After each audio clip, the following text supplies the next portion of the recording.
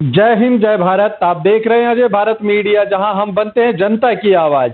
आज हम एक ऐसे मुद्दे को लेकर के बात करेंगे जिसके बारे में पूरे भारत के अंदर कोई बोलने को तैयार नहीं है।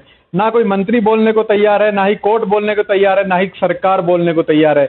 हम उन बच्चों की बात करना चाहेंगे जिन बच्चों का 3,000 से भी ज्यादा बच्चे जो भारत के हैं, आपके अपने बच्चे जो विदेश में डॉक्टर बनने की चाह में गए थे यूक्रेन के अंदर, लेकिन जो युद्ध हुआ 1 साल से भी ज्यादा का समय हो चुका। युद्ध होने के समय को अगर देखा जाए तो उनका भविष्य अंधकार में हो गया उस युद्ध की शुरुआत के साथ ही। आज वो बच्चे ना भारत के हैं ना यूक्रेन के हैं। क्यों? क्योंकि यूक्रेन में वो अपने कुछ काम कर नहीं पाएंगे, वहां स्टडी हो नहीं पाएगी, और भारत के अंदर उनके साथ में जो कानूनी लड़ाई लड़ी जा रही है वो सरकार के साथ में लड़ी जा रही है, सरकार की तरफ से, क्योंकि कोई भी उनको आश्वासन के अलावा कुछ नहीं मिल पा रहा है। और कानूनी लड़ाई कानूनी रूप से कोर्ट के अंदर चल रही है। कोर्ट का भी अभी तक कोई फैसला उनके हक में नहीं आया है।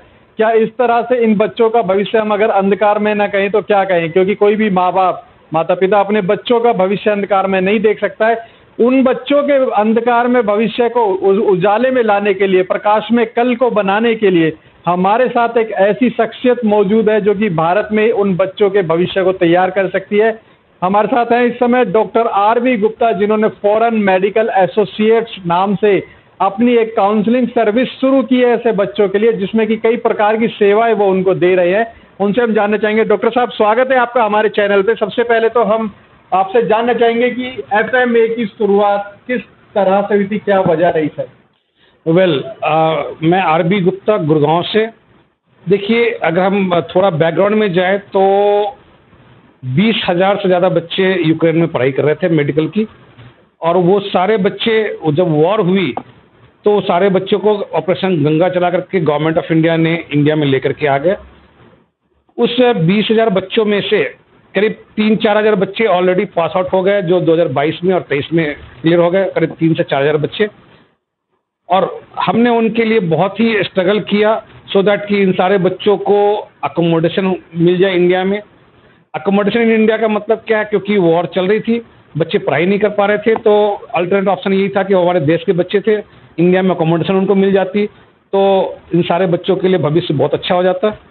इसके लिए हमने क्या क्या किया? नंबर 1, हमने सबसे पहले जो है सारे लोग बच्चों को एक प्लेटफॉर्म पर लेकर आए। इसके लिए हमने बनाया parent association of Ukraine MBBS student. PAUMS के बैनर के अंडर में अप्रॉक्सीमेट पूरे देश से 15,000 लोग इसमें जुड़े, जिसमें कि अगर हम बात करें 25 स्टेट से थे, चाहे वो आसाम हो, चाहे केरला हो, चाहे वो हमारे गुजरात हो, चाहे वो जम्मू कश्मीर हो। जब हमने पीएयूएमएस स्टार्ट किया तो पेरेंट्स, हम जूम मीटिंग करते थे और पेरेंट्स सबका सजेशन आया कि सर हमें प्रोटेस्ट करनी चाहिए। तो हमने जंतर मंतर पे हमने प्रोटेस्ट किया। पहली प्रोटेस्ट हमने करी मार्च 2022 में, जहां काफ़ी सारे स्टेट से 10 स्टेट से लोग आए वहां। और उसके बाद हमने ज्ञापन दिया, उस प्राइम मिनिस्टर ऑफिस में सबमिट किया वहाँ। उसके बाद फिर पार्लियामेंट सेशन शुरू हुई थी उस समय, जो एक समर से मानसून सेशन होता है, मानसून सेशन में ये मुद्दा उठाया गया राज्यसभा में, लोकसभा में। उसके बाद फिर हमने अप्रैल मंथ में फिर हमने किया। एवरी मंथ हम वहाँ प्रोटेस्ट करते रहे, तो अप्रॉक्सीमेट करीब 6 से 7 प्रोटेस्ट हमने किए जंतर मंतर पे। उसके बाद भी कोई रिप्लाई नहीं आया, गवर्नमेंट की तरफ से कोई कॉन्क्रीट जवाब नहीं मिला। हमने एक हंगर स्ट्राइक किया 4 डेज का, रामलीला ग्राउंड दिल्ली में। हमने कंटिन्यू 50 बच्चे 4 दिन तक जो हंगर स्ट्राइक पे रहे, उसमें भी बहुत सारी मीडिया ने कवर करी। और इसका इम्पैक्ट ये पड़ा कि जितने भी मिनिस्टर्स थे, गवर्नमेंट थे, उन सारे लोगों की जो है आंखें खुली और उन्होंने इसके ऊपर कुछ न कुछ फोकस करने का उन्होंने हमें जवाब दिया जी। इसके बाद फिर मीटिंग्स होती रही हमारी। हमने करी हेल्थ मिनिस्टर मनसुख मांडविया जी से। हमारी जो पूरे इंडिया के अंदर जो एक स्टेट के कोऑर्डिनेटर होते हैं, 3-4 कोऑर्डिनेटर्स हमारे हर स्टेट के अंदर थे, कोऑर्डिनेटर्स भी मीटिंग किया। मोर देन 100 एमएलए एमपीज को हमने पूरे इंडिया में मीटिंग किया। जेपी नड्डा जी से मीटिंग हुई, हमारे हिमाचल के कोऑर्डिनेटर ने किया। उड़ीसा कोऑर्डिनेटर ने जो है हेल्थ जो एजुकेशन मिनिस्टर है प्रधान जी, उनसे मीटिंग करा। हम लोगों ने मनसुख मांडविया जी से दिल्ली में मीटिंग किया। हम लोगों ने ex health minister doctor Harshvardhan ji से मीटिंग किया। इसके बाद हमने मीटिंग करी जो है राज्यसभा के डिप्टी स्पीकर बहुत सारे मिनिस्टर्स को हमने किया। ये सारी चीज़ें करने के बाद भी जब कुछ कॉन्क्रीट रिजल्ट नहीं निकला तो सारे पेरेंट्स और बच्चों ने हम जो मीटिंग किया और हमें ये लगा कि हमें कोर्ट का रुख लेना चाहिए। तो हम सुप्रीम कोर्ट की तरफ गए और सुप्रीम कोर्ट में हमने पिटीशन डाला। 6 महीने से ज़्यादा, 6 से 8 महीने वो हमारी केसेस चली। इसके बाद हमें क्या मिला, अकोमोडेशन तो मिला नहीं, बट जो बच्चे 2022 में और 23 में जो कंप्लीट कर लेते हैं उनको बोला कि आपने 2 साल से ऑनलाइन क्लासेस करी है, इसके एवज में आपको 2 साल का इंटर्नशिप करना पड़ेगा। So you have to go for the 2 years of internship after completion of your degree और FMG एग्जाम के बाद। तो माय डियर फ्रेंड, 1 साल की इंटर्नशिप फ्री होगी, 1 साल की इंटर्नशिप बच्चों को पे किया जाएगा। ये डिसीजन निकला। अब इस समय जो मेन इशू है अप्रॉक्सीमेट करीब 2,500 से 3,000 बच्चे हैं। ये बच्चे फर्स्ट ईयर और सेकेंड ईयर में उस समय थे। अब ये सारे बच्चे 18 नवंबर 2021 के नॉर्म्स में आते हैं। उस नॉर्म्स में NMC ने ये लिखा है कि जो बच्चे जिस कंट्री में जिस यूनिवर्सिटी में एडमिशन ले रहे हैं उसी यूनिवर्सिटी में वो पूरा कंप्लीट करेंगे, राइट। तो means they can not take transfer to other university. अब इस समय समस्या ये है, यूरोप जाने के लिए वीज़ा कम्प्लीटली बंद है, यूरोप जा नहीं सकते, right. Online medical education valid नहीं है, NMC की गाइडलाइन है ये, राइट। तो क्वेश्चन ये आता है कि ये जो 2,500 से 3,000 बच्चे हैं इनका कैरियर कैसे बनेगा। इसके लिए हमने लेटर भी लिखा। जो सुरेश शर्मा जी हैं, चेयरमैन हैं NMC के, इसके लिए हमने मीटिंग भी किया NMC में जाकर के, और ये हमें आश्वासन यही मिला कि जी हम मीटिंग करेंगे हेल्थ मिनिस्ट्री और एक्सटर्नल अफेयर मिनिस्ट्री के साथ में, और उनके साथ डिस्कस करने के बाद हम कुछ डिसीजन लेंगे। और हाँ जी, उन्होंने तो हमें पॉजिटिव बताया कि हम इन बच्चों के लिए कुछ न कुछ जो ऑप्शन देंगे जिससे कि they can take transfer to other countries. ये उन्होंने बताया हमें जुलाई मंथ में। अभी अगस्त हो गया, अब लेट अस सी, सितंबर भी हो जाएगा, अक्टूबर भी आ जाएगा। इस समय दिक्कत आती है, जितने भी यूक्रेन की यूनिवर्सिटीज़ है उस यूनिवर्सिटीज़ ने फीस की डिमांड कर दी है बच्चों को कि आप फीस जमा करें। 20 अगस्त तक, किसी में 25 अगस्त तक का टाइम दिया गया है, क्योंकि सितंबर से नेक्स्ट सेशन शुरू होने वाला है सारी यूनिवर्सिटीज़ में। अगर बच्चे फीस दे देंगे तो फिर वो फंस जाएंगे और फिर 1 साल उनको ऑनलाइन ही क्लास करनी पड़ेगी, जो कि ऑनलाइन क्लास वैलिड नहीं है, राइट। तो ऐसे केस में अब क्वेश्चन आता है कि भाई करना क्या चाहिए। तो मैं तो ये गवर्नमेंट से ये अपील करता हूँ कि वो जल्द से जल्द इस चीज़ को करे, और हम कोशिश ये भी करेंगे कि ये जो है एक कोर्ट में हम पेश करें, सुप्रीम कोर्ट में हम केस डालें, राइट। मैंने देखा है अलग अलग कोर्ट के अंदर, हाई कोर्ट में ऑलरेडी किसी ने डाल रखा है, अलग स्टेट में अलग अलग स्टेट्स के लोगों ने डाल रखे हैं, बट ये हम सेंट्रलाइज जो है सुप्रीम कोर्ट में केस डालेंगे और वहाँ से हम ये परमिशन अलाउ करवाएंगे, सो दैट कि बच्चे ट्रांसफर लेकर के दूसरी कंट्री में टेंशन फ्री पढ़ाई कर सकें। मेडिकल एजुकेशन सबसे टफेस्ट एजुकेशन है। इसमें बच्चे को फ्री माइंड होकर के पूरे कंटिन्यू कंसंट्रेट करके 6 साल पढ़ाई करनी होती है। 2 साल तो इनके निकल गए हैं, 4 साल मैं चाहता हूँ ये कंसंट्रेशन करके पढ़ाई कर सके, ताकि इनको कुछ प्रैक्टिकल नॉलेज भी मिले और इनकी कैरियर आगे बन सके, राइट। फॉरेन मेडिकल एसोसिएशन, ये हमने सारे पेरेंट्स में मीटिंग किया PAMS के, और बोला कि सर एक रजिस्टर्ड संस्था होनी चाहिए। तो हमने FMA फॉरेन मेडिकल एसोसिएशन जो हमने रजिस्टर्ड किया गवर्नमेंट ऑफ इंडिया से, और ये रजिस्टर्ड करने का मेन मोटो यही था, बच्चों को हेल्प करना। क्या क्या हेल्प हो सकती है, चाहे वो लीगल हेल्प हो, चाहे वो पॉलिटिकल हेल्प हो, चाहे उनका कैरियर काउंसलिंग हेल्प हो, राइट। इस समय बहुत सारे बच्चे परेशान हैं ट्रांसफ़र के लिए, इस हम ट्रांसफ़र कहाँ लें, चाहे वो 4th ईयर के बच्चे हो, 5th ईयर के बच्चे हो, यहाँ तक कि 6th ईयर के बच्चे भी ट्रांसफ़र ले रहे हैं। तो ट्रांसफ़र हम इस समय करा रहे हैं Serbia, Georgia, Uzbekistan, Kazakhstan, Kyrgyzstan, right.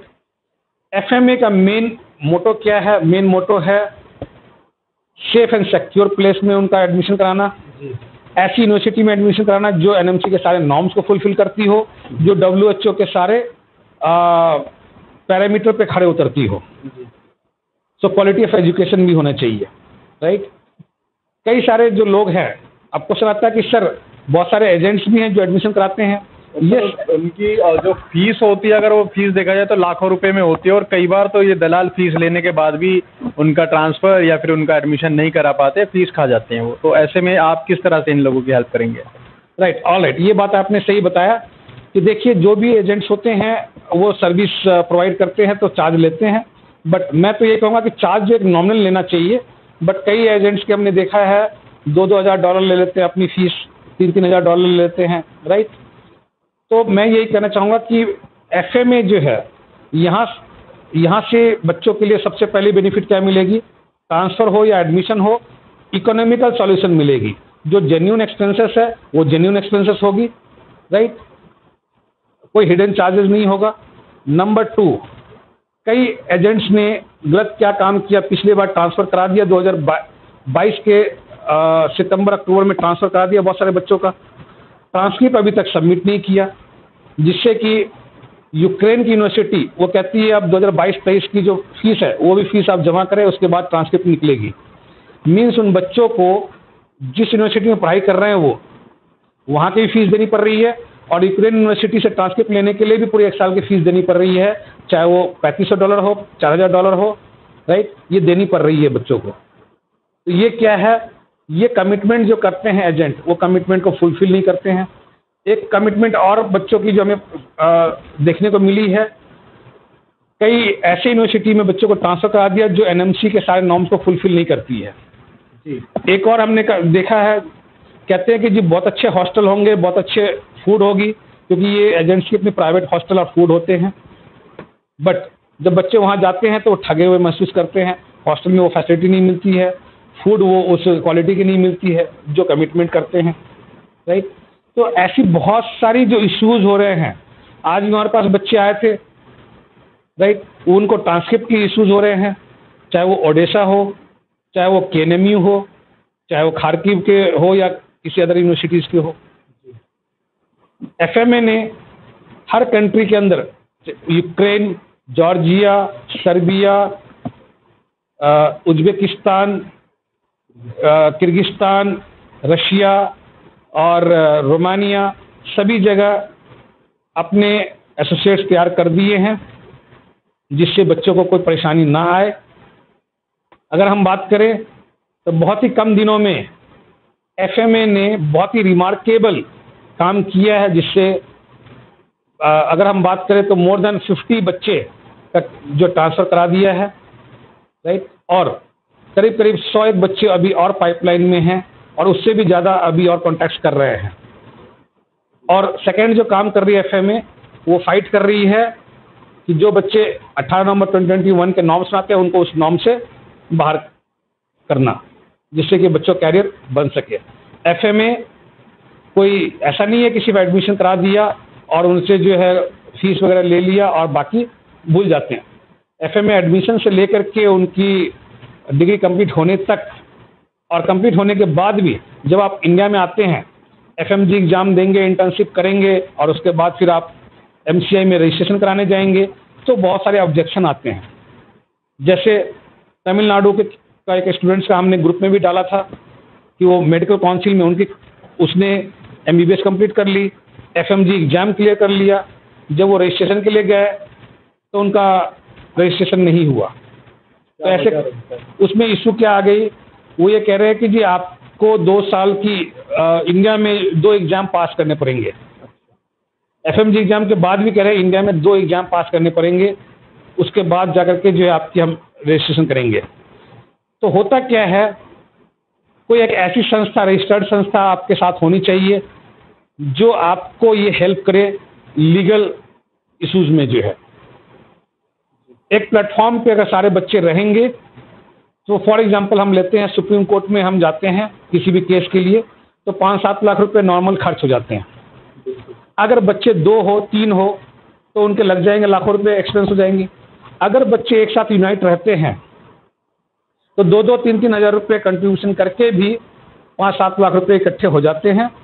और मास में जब देखता है, गवर्नमेंट भी देखती है और कोर्ट भी देखता है कि मास में इतने सारे बच्चों को परेशानी है, तो उनको डिसीजन देने में भी आसानी हो जाती है।